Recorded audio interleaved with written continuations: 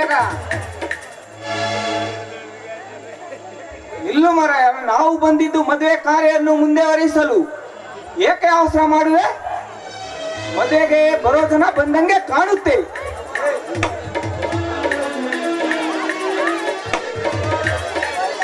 ಮದು ಮಗಳಿಗೆ ಕರೆಸ್ರಿ ಪುರೋಹಿತ್ರ.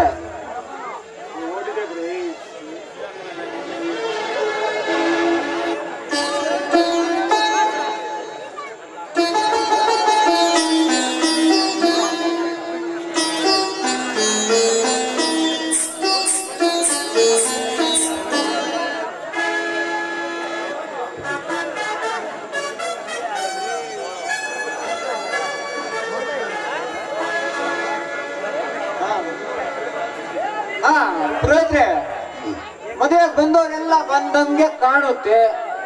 ಬೇಗ ಮಂತ್ರ ಹೇಳಿ ಮುಗಿಸ್ರಿ. ನಿಲ್ಲು ಮರೆಯರೆ, ಏಕೆ ಅವಸರ ಮಾಡುವೆ? ನಾವು ಬಂದಿದ್ದು ಮದುವೆ ಕಾರ್ಯವನ್ನು ಮುಂದುವರಿಸಲು. ನೀವು ಮಾತ್ರ ಊಟಕ್ಕೆ ಹಾಜರಾಗ್ಬಿಡ್ತೀರಿ. ಮದುವೆಗೆ ಬರೋ ಜನ ಬಂದಂಗೆ ಕಾಣುತ್ತೆ. ಅಷ್ಟಂತೆ ಹಾಕಕ್ಕೆ ಅಪ್ಪಣೆ ಕೊಡ್ತೀರಾ? ವೇಳೆ ಬಹಳ ಆಯ್ತು. ಮತ್ತೇಕೆ ತಡ ಪುರೋಹಿತ್ರೆ?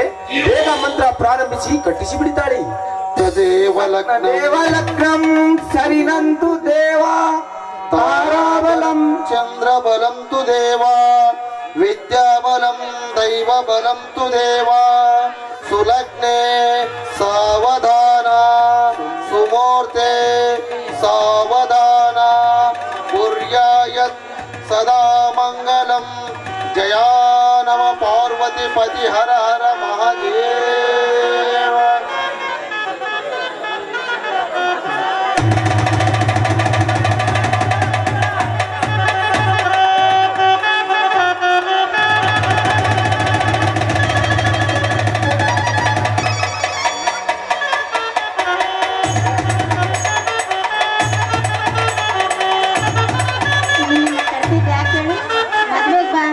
ಮದುವೆ ಉಂಡ ಮೇಲೆ ಎಲೆ ಎತ್ತಕ್ ಬಾ ಅಂತ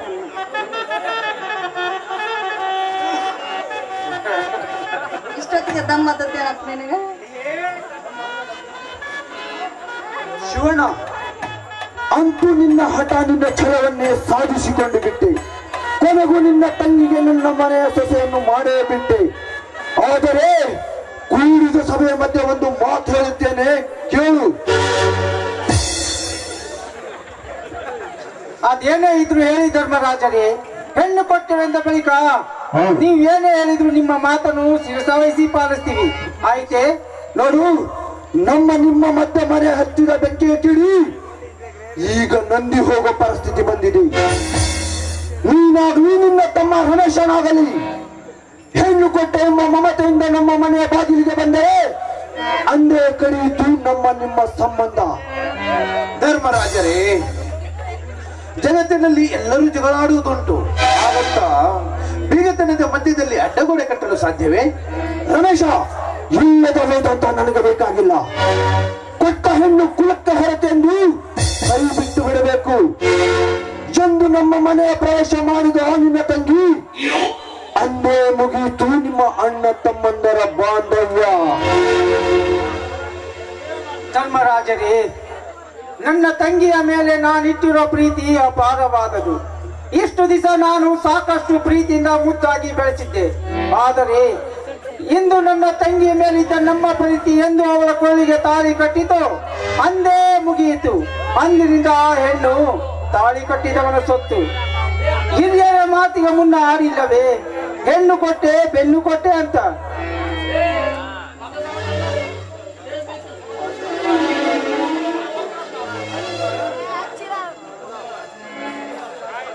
ಪುರೋಹಿತ್ರೆ, ಮದುಮಗಳಿಗೂ ಮದುಮಗನಿಗೂ ದೊಡ್ಡವರ ಆಶೀರ್ವಾದ ತಗೊಳಕ್ ಹೇಳ್ರಿ. ಇಲ್ಲೂ ಮರ್ಯಾದೆ ಏಕೆ ಅವಸರ ಮಾಡುವೆ? ಮದುಮಗ ಮದುಮಗಳು ಹಿರಿಯರು ಆಶೀರ್ವಾದ ತಗೊಳ್ಳಿ.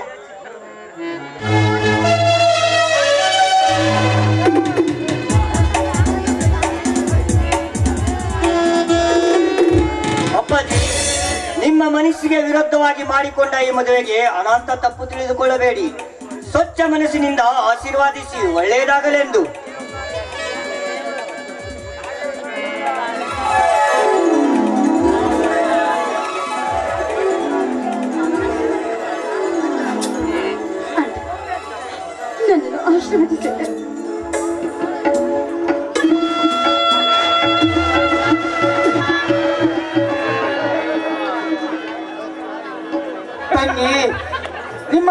ಬಾಳು ಹೊಂಬೆಳಗಾಗಿ ಭವ್ಯವಾಗಿದ್ದಾಗ್ಲಮ್ಮ ನಿಮ್ಮ ದಾಂಪತ್ಯ ಜೀವನ. ತಂಗಿ, ನೀನು ಇಷ್ಟು ದಿವಸ ನಿನ್ನ ತವರ ಮನೆಯಲ್ಲಿ ಎಷ್ಟೇ ಸುಖ ಸಂತೋಷದಿಂದ ಕಾಲ ಕಳೆದರೂ ಅದೊಂದು ಕೆಲಸೆಂದು ತಿಳಿದುಕೊಂಡು ನಿನ್ನ ಗಂಡನ ಮನೆಯಲ್ಲಿ ಮಾಣಿಕ್ಯವಾಗಿ ಬಾಳಿ ಬದುಕಬೇಕಮ್ಮ.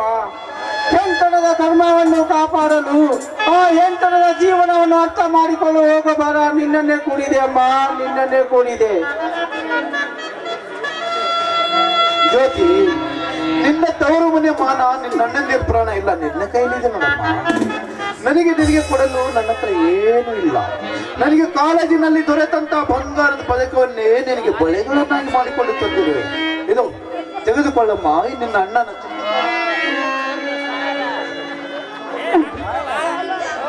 ನಿಮ್ಮ ಪ್ರೀತಿಗೆ ಖಂಡಿತವಾಗ್ಲೂ ನಾನು ಸರಿಸಾಟಿಯಾಗಿದ್ದೇನೆ. ಹೆಣ್ಣಾಗಿ ಬಾಳಿ ಈ ತವರು ಮನೆಗೆ ಕೀರ್ತಿ ಪ್ರತಿಷ್ಠೆಯನ್ನು ತರುತ್ತೀನಿ. ನನ್ನ ಮಾತು ನಿಮ್ಮ ಪಾದ ಸಾಕ್ಷಿಯಾಡಿಗೂ ಸತ್ಯವಿಲ್ಲ. ನಿಮ್ಮ ಪಾದ ಸಾಕ್ಷಿಯಾಡಿಗೂ ಸತ್ಯ.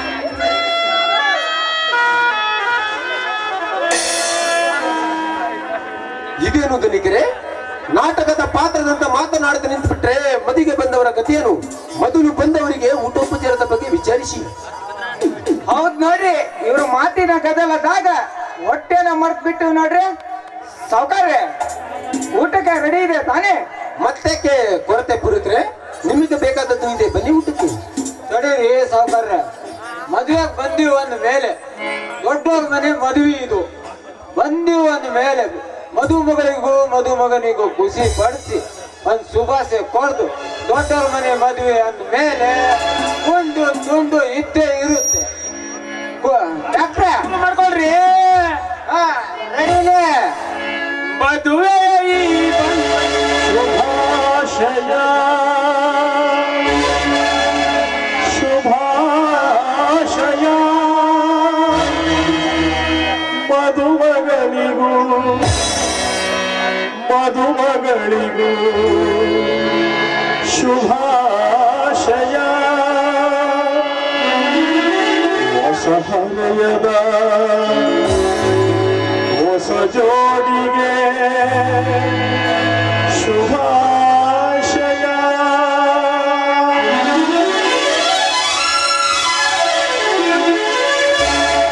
ಮದುವೆಯಲ್ಲಿ ಬಂದ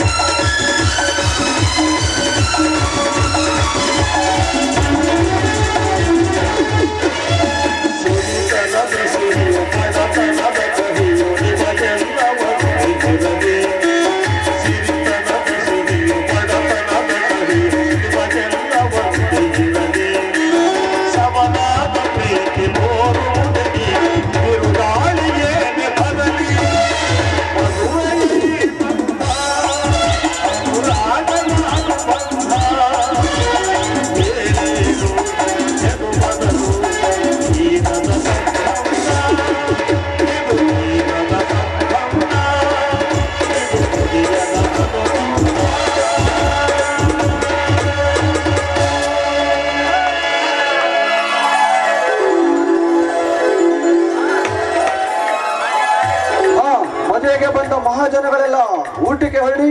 ವಿಕ್ರಮ್, ಜನಗಳಿಗೆಲ್ಲ ಊಟದ ವ್ಯವಸ್ಥೆ ಮಾಡು. ಓಕೆ ಧನಿಕರೇ. ಶಿವಣ್ಣ, ರಮೇಶ, ನಾನು ಹೇಳಿದ ಮಾತೆಲ್ಲ ನೆನಪಿದೆ ತಾನೆ? ನೀವಿನ್ನು ಊಟ ಮಾಡಿಕೊಂಡು ನಿಮ್ಮ ಮನೆಗೆ ಹೊರಡಬಹುದು.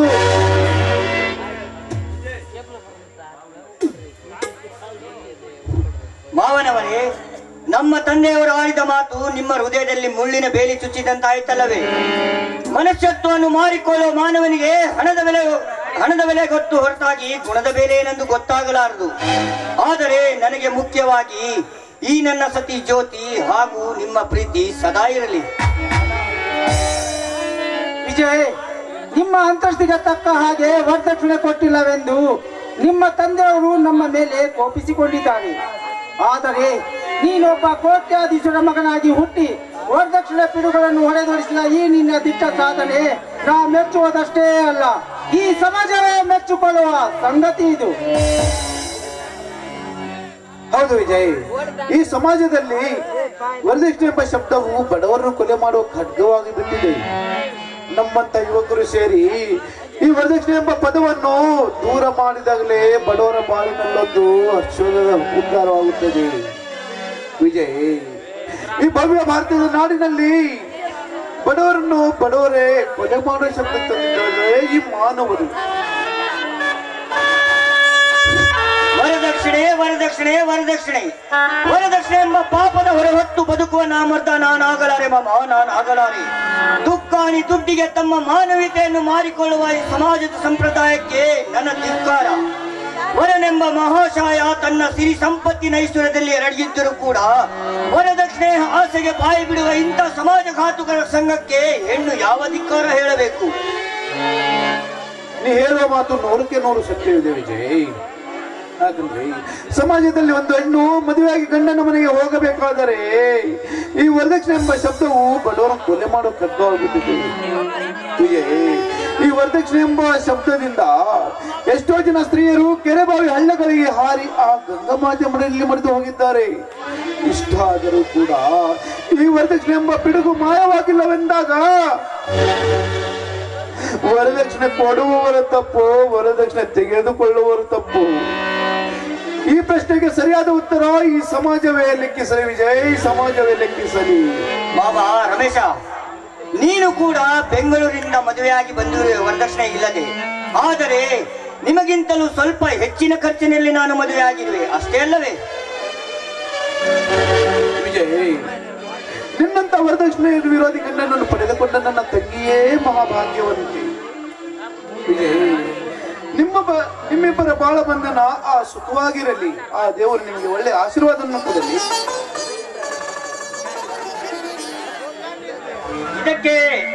ಇದಕ್ಕೆ ಮುಖ್ಯವಾಗಿ ನಿಮ್ಮಿಬ್ಬರ ಆಶೀರ್ವಾದ ಸದಾ ಇರಬೇಕು ಮಾಮ. ಮಾಮನವರಿಗಿಂತ ಮಿಗಿಲಾದ ಆಶೀರ್ವಾದ ಆ ಮಹಾದೇವನ ಆಶೀರ್ವಾದ ಬೇಕೇ ಬೇಕು, ಸದಾ ಇದ್ದೇ ಇರುತ್ತೆ.